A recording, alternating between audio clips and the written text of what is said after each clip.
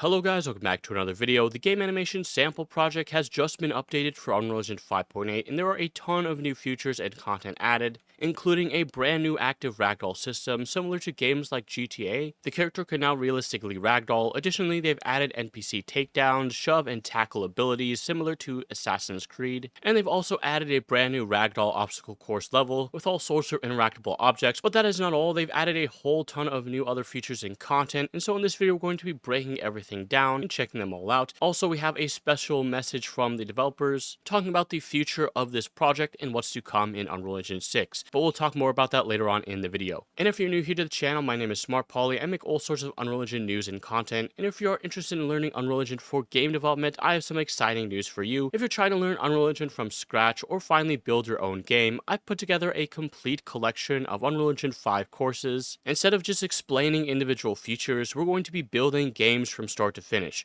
You'll learn blueprint programming, user interface, AI, animation, multiplayer, optimization, and so much more through hands-on projects that are designed to prepare you for real game development. We'll show you how to make a multiplayer survival game, zombie first-person shooter, 3D platformer game, and so much more. So if you guys want to start building games from complete scratch, check out my Unreal Engine 5 courses, link in the description below. And with all that out of the way, let's go ahead and get right into the video. Alright, so here we are in the 5.8 update for the game animation sample project. So the first thing that we're going to do is go over to the ragdoll level. So we have this new ragdoll level, and in here, as you can see, we have a lot of new things to play around with, but most importantly, we have some new controls and different actions.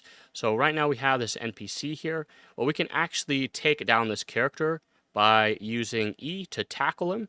So you can see we can tackle him, and it puts us in this ragdoll. We can get up.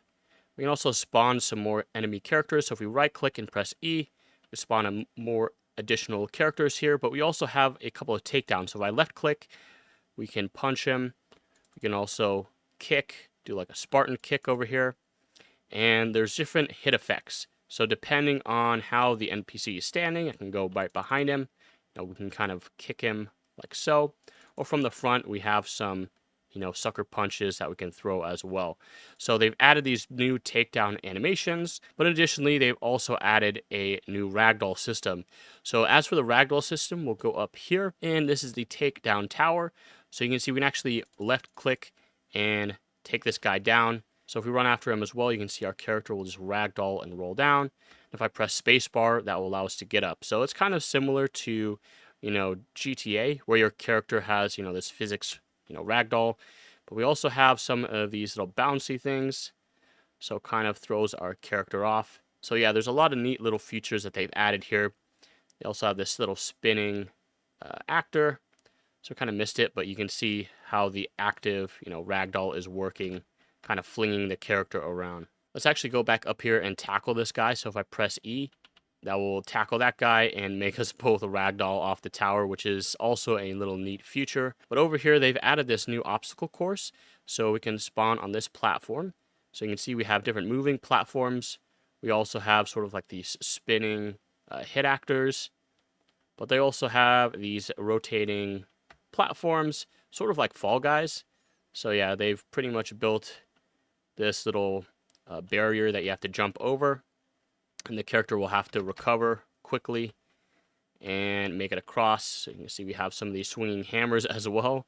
So yeah, this is just pretty neat that they added this to showcase the ragdoll system. So yeah, let me know what you guys think about this down in the comments down below. Yeah, you could probably turn this into some sort of platformer game like Fall Guys. There is one other section over here which they've added sort of like this volume that allows you to jump all the way up like this. So it's kind of like a zero gravity sort of jump. But yeah, that is the ragdoll level. Again, you have those different takedown animations. You can do right click and press E to spawn in some additional dummies that you can test out the new takedown system. And you can see how the characters are ragdoll and all the different physical animations that come included. So some of the updates again that we've already seen here is they've added the new physics control component. So this is what they use to create physically animated characters. But additionally, they've also added the multi-character motion matching and pose search assets. So all those takedown animations and all that stuff, they've added a new system where you can easily set this up in its own editor. So you can set up these multi-character animations like takedowns, tackles, all that stuff, hit effects, very similar to what you'd see in games like Assassin's Creed. They've added that into the project. Another neat little thing that we can check out is they've added this new look at level. But over here, we're going to go into the spectator mode. So if we click on the loops over here, basically they've added this new, look at system. So this control rig system, which drives the character, which direction it looks at. So you can look up, down, left and right. It's all procedural through the control rig animation system. So we hold down left shift, we can control where the character looks.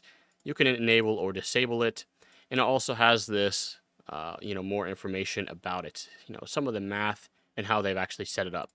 Okay, so they have a couple of other ones. So let's go over here. We have the patrol system, and we have different patrol types. So we have alternating, leaning with body or head. So I think it's just alternating between those ones. We can reset the location. We can have the character move. So this is kind of just like a, NPC guard system. Simple guard patrol system. Over here we have some gestures. So let's go ahead and click over here. We'll hit play.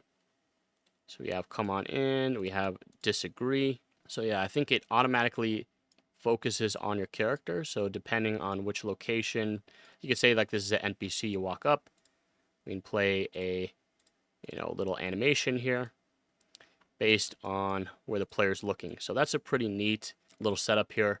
So yeah, let me know what you guys think about this down in the comments down below. This would be pretty useful, I think, for creating some NPCs that make the game feel live, where you have the actual AI tracking you. So this guy's going to patrol and look around. So yeah, let me know what you guys think about this down in the comments down below. Okay, as for the default level, they haven't really added a whole ton of new updates over here, but they've updated the NPC level. So if you guys might have remembered from the last update in 5.7, they've added this new state tree NPC system. So essentially all these benches that you see here are using the smart objects and state tree system. So you can see we have two different locations, two different slots where the NPCs can sit. So you can see they sit down. But now what they've added in this is the player, the actual playable character, can interact with the smart object. So we can actually go up to the bench and press E, and now we can actually sit down next to an NPC. So depending on, which slot doesn't get taken on the bench, the player can actually interact now with these smart objects. Okay, so you're going to see them shuffle again. We can go over here and press E, take one of the seats, and then the NPCs should fill in the rest here. Okay, so we can see them randomly assigning, and this guy should come over here and sit down right next to me. Okay, so I think this is pretty neat. If you're into the state tree system, smart objects, this will be really nice to check out how they've set this all up. So yeah, those are the main updates to the game animation sample project in 5.8. You can read more about some of the things we talked about in this video. I'll link the blog in the description below. Now we have a little tweet over here, a little update or message from one of the developers of the project. Got some good news and some bittersweet news. The good news is the 5.8 game animation sample project update is live. It contains a lot of new goodies like character physics, multi-character motion matched interactions, locomotion improvements, robust control rigs, and more. The bittersweet news is since UE5 is coming to an end, this is unfortunately the last planned update to this sample project. We have so many hopes and dreams for it, but sadly we could not realize all of them. Regardless, I'm so very proud of what our tiny team was able to build. This project exists solely because of the passion of our team, who gave their spare time while supporting many other internal initiatives. It has not been easy, and in light of everything else going on at Epic, it's actually a miracle that this project exists at all. On the positive side, my focus will now be fully on UE6 and UAF, or the Unreal Animation Framework, where I, along with many others, are truly some of the best in the business. We're working hard to ensure that the future of gameplay animation in Unreal can succeed.